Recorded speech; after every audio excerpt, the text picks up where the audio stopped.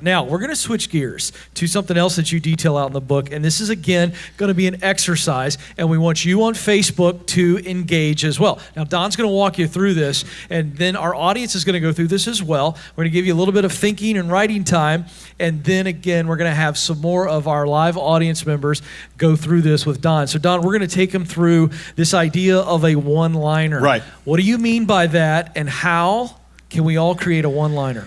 Well, a one-liner is one sentence that explains what you do or what you offer in such a way that you capture the most people's attention. And so it comes from the movie industry. A one-liner is what describes a film. So when you say Jason Bourne has forgotten who he really is, but he's, it makes me go, ooh, I'd like to see that, right? I'd like to see that movie because all the suspense is in that one line. Now, a one-liner, every screenwriter knows if you create a good one-liner for your screenplay, it's worth $50,000 to $500,000 if you can sell that screenplay. And then it goes into your phone 2 years later, and you're looking for a movie, and you read that one sentence, that could be worth hundreds of millions of dollars. You got to really nail it.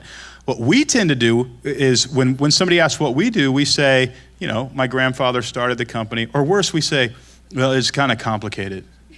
Well, what do you say when you say it's complicated? You're saying, you're going to have to do a lot of math in your head, and it's probably not going to be worth your time, but here I go. Well, they're not going to stick with you, right? We want to say something that attracts them right away, that makes them interested in what we're offering. So I'm going to take you through an exercise. It's a 3-part sentence, or it could be multiple sentences, but it's a one-liner. It's something you can say really quickly, and somebody says, what do you do? I want you to say this, right? And it works like this. The first thing is we want to ask ourselves, most businesses struggle to talk about what they offer. We have a process that helps them clarify their message so companies get growing again. One we want to do in our one-liner, there's 3 parts. It's identify your customer's problem. This is the first part of your one-liner. You're going to open with the problem. When I walk on stage and give a speech, I don't say, my name is Donald Miller, and I've been living here in Nashville a long time, and I'm married to a wonderful woman named Betsy, and we have a chocolate lab named Lucy, and we have a dog named Jude Carter, and I'm very glad to be with you today. Why? It doesn't start a story. I walk to the center of the stage and I say, we have a serious problem. We're wasting money on marketing, and you have no idea who I am. And I don't care if you don't know who I am, because it's not about me, it's about you. Right? I open up with your problem. That's what starts a story. A story is a character that has a problem. And the sooner you can get to the problem, the sooner you can get to the hook. And now they're interested. You see? And so, if I'm selling a product, then I want to start with that problem because it makes the product valuable.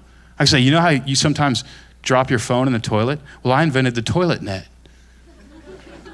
Okay, that's not a good example, but I stole that from some comedian. Anyway, so you want to identify your problem. So what is your customer's problem? And you want to say, most people struggle with, or do you know how a lot of people feel about this? Or a lot of people are afraid to go to the dentist because they're afraid it's going to hurt really bad. So when you say, hey, what do you do for a living? You say, well, you know how a lot of people hate going to the dentist because they're afraid it's going to hurt really bad? We actually have all the modern technology. You don't feel a thing. Most people, because of the laughing gas we use, they actually love going to the dentist. They come even when they don't have a toothache. Right? So you want to identify your customer's problem. Second, you want to explain your plan to help them. Now, this is where you can mention your product, how your product differentiates in the market. But basically, you want to explain, here's what we do that solves the problem. So it's the problem, and then what I do that solves the problem, and then finally, third, the successful ending to their story.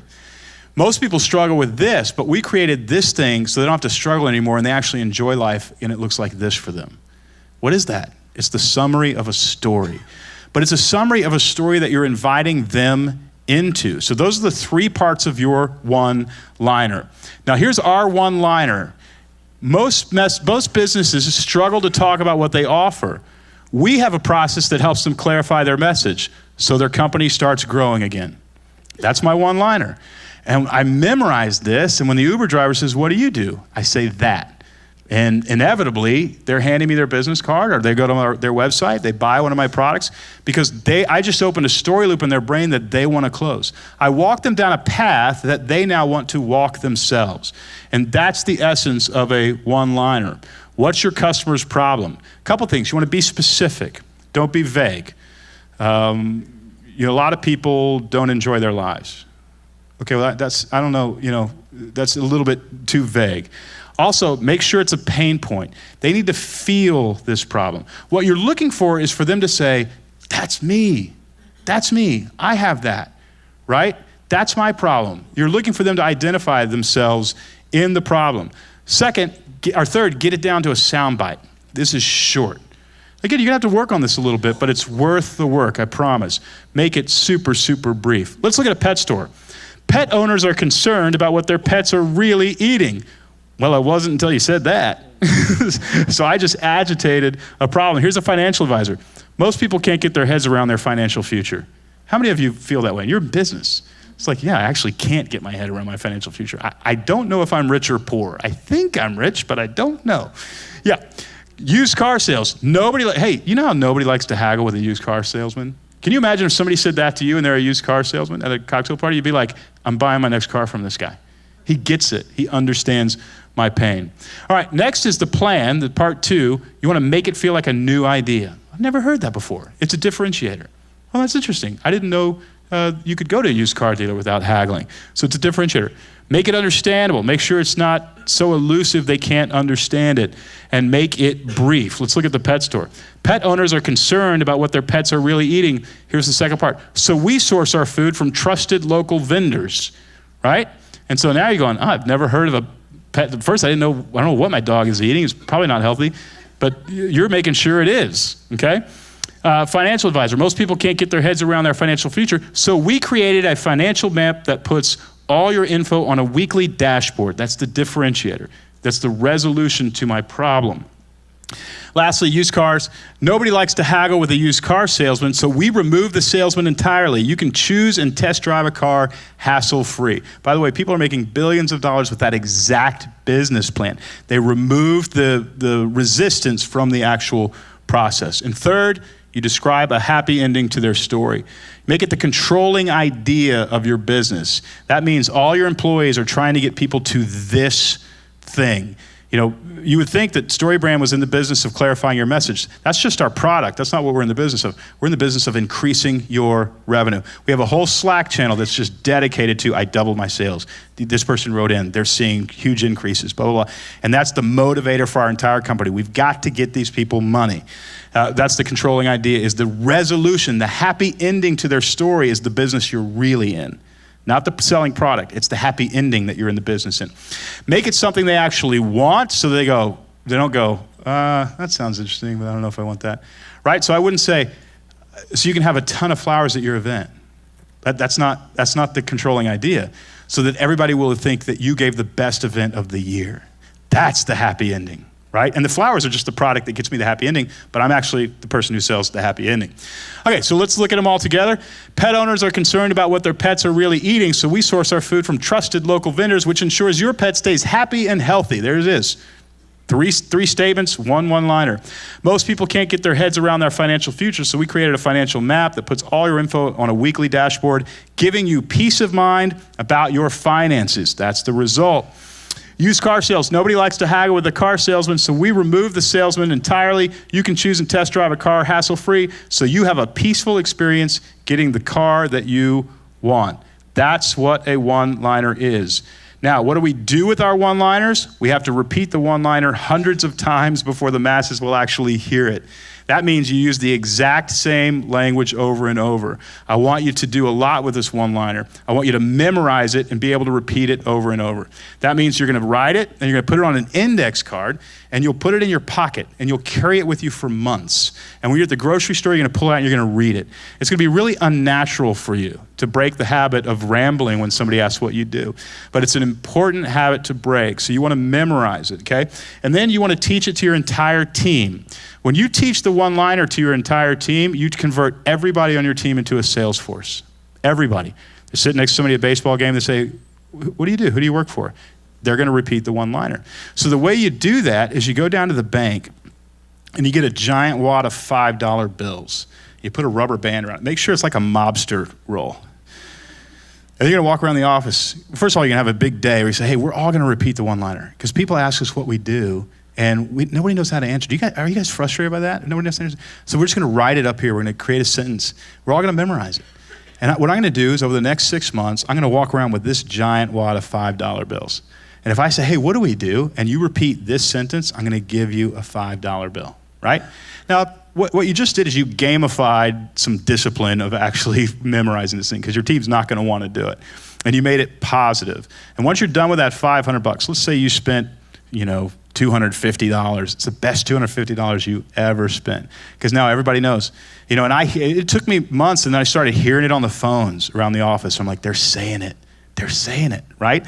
And you just converted everybody into a sales team. It's free. You just converted everybody into a sales team for free. You didn't even hire a salesperson. Open your keynotes with this statement. You want to, if you're giving a keynote, you want to say, hey, most people struggle with this. We have a product that does this, makes their life look like this. All right, let's talk about what we really want. And then you open and you close.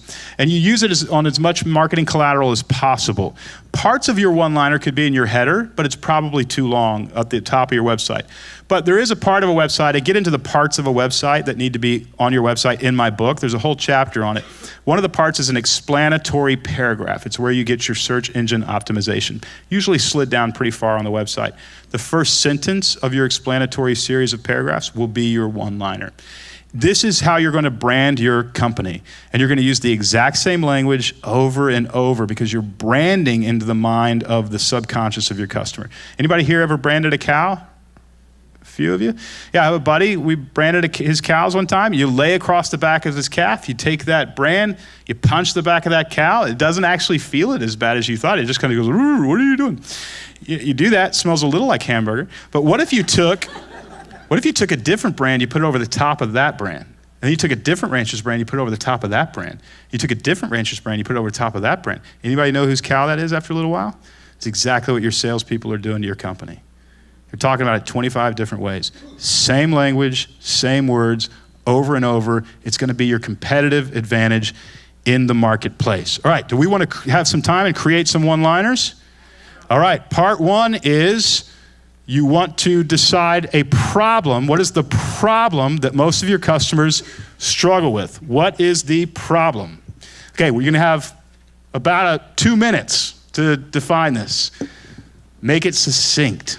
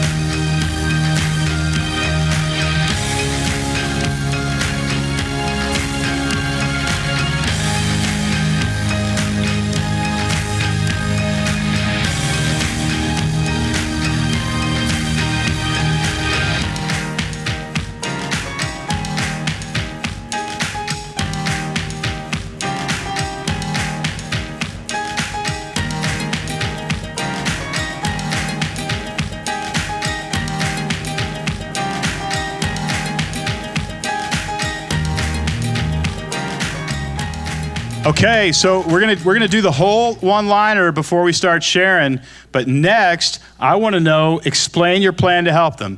We have a product or we have a plan that resolves that problem. That's part two. We have a product or a plan that resolves that problem, okay? Take another 1.5 to 2 minutes and add the second part of your one-liner. If you're waiting in line, maybe you could do it right there, but go ahead. No, I didn't mean to share. I mean actually start writing it out. Yeah, we'll share when we're all done. Thanks, though.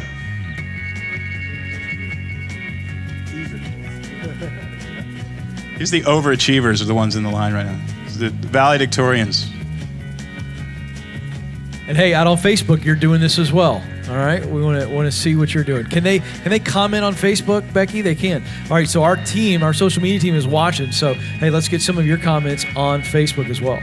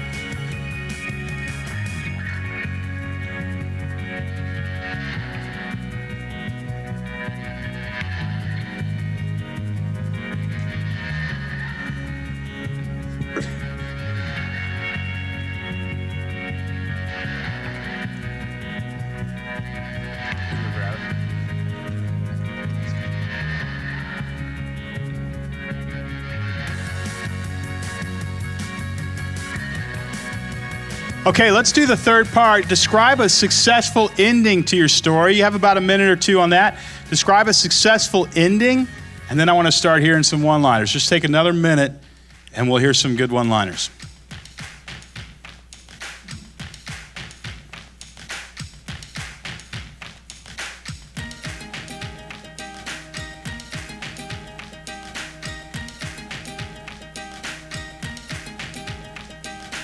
I put our one-liner on the screen so you can read it and compare length and all that.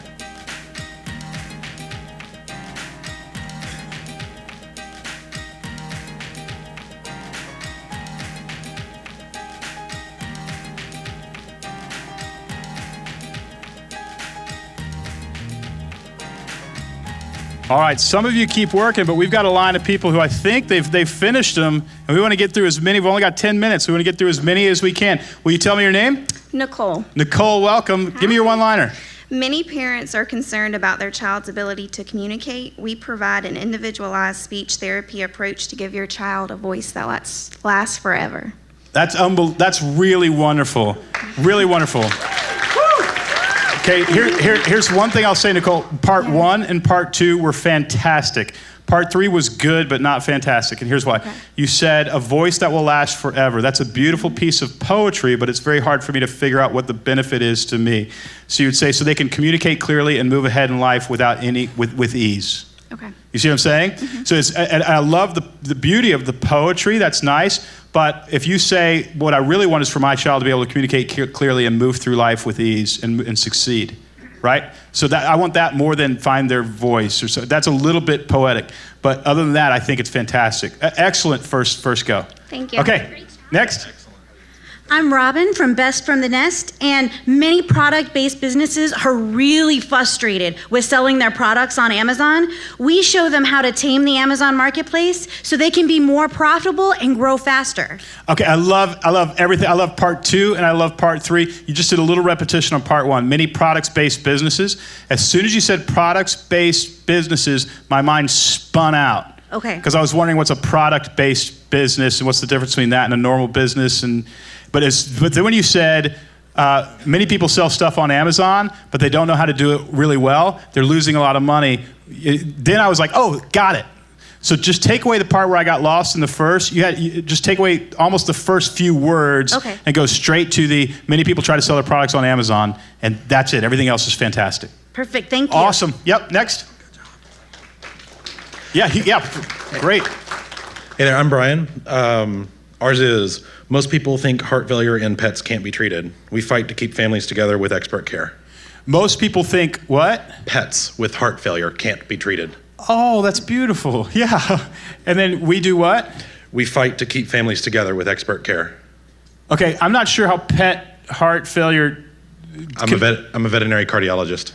Gotcha. But the result, I wouldn't think most people think pets' heart failure can't be treated. So I'm looking for a result for the pet. Okay. So you connecting my pet's heart problem with my family splitting up, I think is too big of a gap. Too big a jump. Too big of a bridge. So let's go. Most people don't think a pet's heart failure can be treated. It's actually quite simple with a few processes, and your pet can live just as long as any other pet of their type or breed.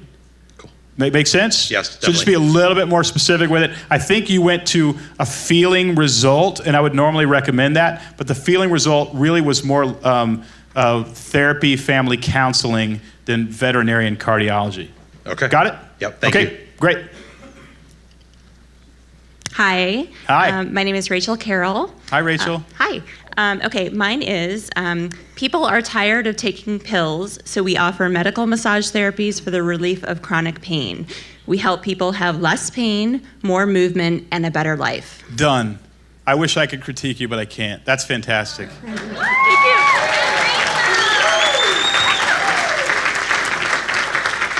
Yeah, wonderful. Yes. Hi, Don. I'm Frank. Many doctors fear going into private practice because they don't know enough about business. We guide doctors through the process of setting up a successful medical practice. That way, they can have the medical practice they've always dreamed of. I love it. I love parts 1 and part 2. They could be a little more succinct in terms of words. Part 3, let's give me a little more than just what I'm dreamed of. So they can be successful as doctors and as business people. Or something like that, right? Because Right. dreamed of is just a little bit elusive. Other than that, I think it's great. Yeah, fantastic. Thank you. Can you see how at a cocktail party, if there was a doctor who was thinking about leaving their hospital and starting a private practice or something, you can see how they would want to talk to you? I run into them all the time. Yeah, they'd want to talk to you. Guaranteed. Fantastic. Good Thank you. stuff. Hi. Hi, I'm Laura. With so much conflicting information everywhere, it's hard to know how to take care of your pets. We are a full-service hospital and your partner in keeping your pets healthy and happy for a lifetime. Love part 2, love part 3. Part 1, it took me a long time to know where you were going. So when you said, with so much conflicting information everywhere, okay, where does my mind go? Internet, hacking, Russian people getting North Korean. That's my side job. Can I be honest? You didn't have to tell us. It was obvious. Say hi to Kim Jong. Also, so I would just get right to the veterinarian part. Okay. I would say when it comes to pets, now I'm in. There's so much conflicting information. When it Got comes it. to pets, there's so much conflicting information about how to care for them. Now, you framed it before you got to the information, so my mind didn't go off in a trail. Perfect, thank you. Wonderful. Great. Thank you.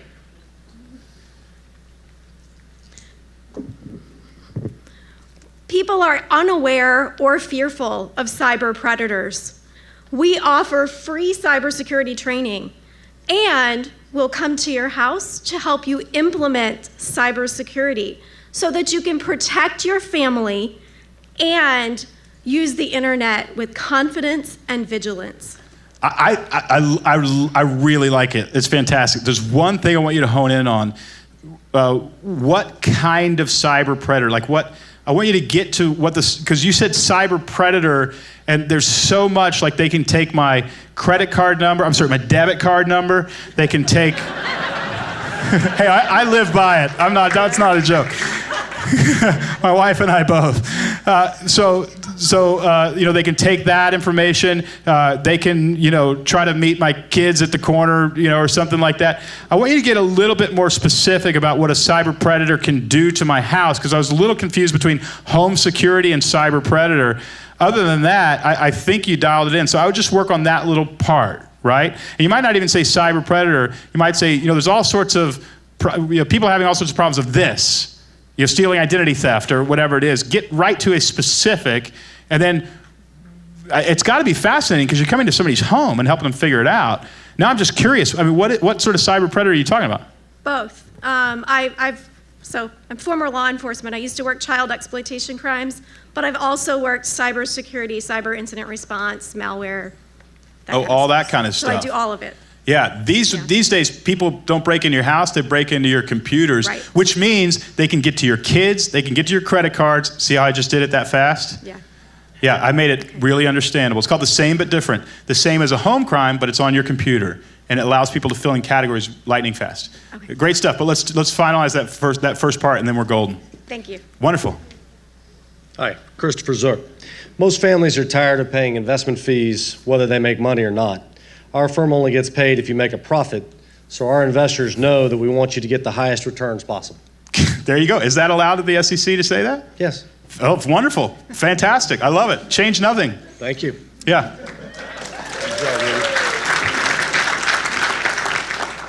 Hi, my name is Skip, and most businesses struggle with accounts receivables issues. With what issues, I'm sorry? Accounts receivables issues. Gotcha. We help clients convert receivables into cash flow. I think that's fantastic. Yeah, I think it's fantastic. So that they can grow their business. There you go. Let's add that third part. Yep. Jordan Satterwhite. Trucks today are expensive. We help you get the most of it. We protect your truck from the abuse life dishes out. We make it a more profitable work thing and a more fun play thing. Okay, I like a lot of that. Trucks today are more expensive. My mind actually went to big rigs. So I don't know why it did, but it did. And I'm just telling you as a novice, that's what I'm hearing. Pickup trucks. Okay, so I'm your, and you like Rhino line and all that? That's a cuss word. We do Line X, but you do Line I see X. what you're going. Yeah, I'll forgive you. Sorry. Fantastic. So I am your client. Like 2 months ago, bought an F-150, paid cash for it. I did. I was so happy. Saved up, and I'm used to driving a little bitty Toyota FJ40, and now I have a car that's twice as long, so I've hit the mailbox twice. So I'm your guy, right? So you want to say most people are scared to death to scratch their new truck. Okay. Okay, or something like that.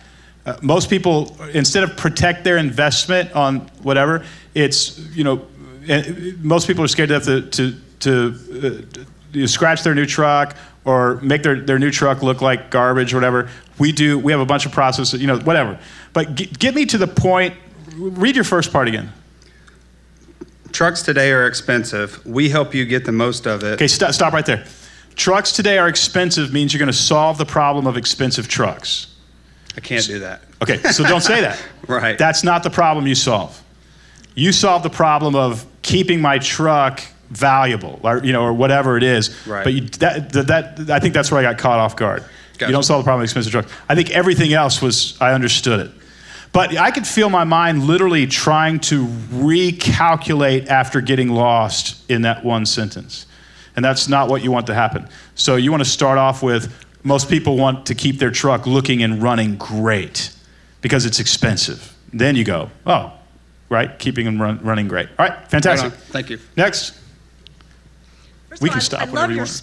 I love your sport coat, so Thanks. My wife calls this the real estate salesman jacket. It absolutely looks like I've only worn it twice because it's a bit bright for me. There you go. There you go. It looks good. Okay. Good job, Betsy. So my line would be, the medical device industry unemployment is under 3%, and my company, Legacy MedSurg, hires rock stars so our clients can help more patients and make more money. Okay. I think I like 2 and 3, but I didn't understand the problem. The medical industry's unemployment rate... Unemployment's under 3% in my Which sector. means it's hard to find good... Absolutely. That's the problem. Okay. In the medical industry, it's hard to find really good people. Right. Everybody already has a job. Yep. There it is. Okay. Keep Got it. 1 and replace number 1 with what I just said, and then keep 2 and 3. Great. Thank you. All right. I think we're out of time. So there it is. One thing that you guys can do, practice on each other. And here's a great thing. Practice with strangers at a Starbucks. I would say, hey, I'm working on a sentence explaining what I do. Can I just tell it to you and you tell me back what you think I do? And you just have to do that in order to get the real reaction from people who don't know what you do. And you get that one-liner down, you get your entire team memorizing it, you put it on your website, put it on the back of your business card, make it the bio on your Twitter, make it the bio on your Instagram, and make it every single employee's email signature with a link to the website. You want to add on those methods a call to action. Buy it from us today. Schedule an appointment today. Do all of that, and you should see a good return.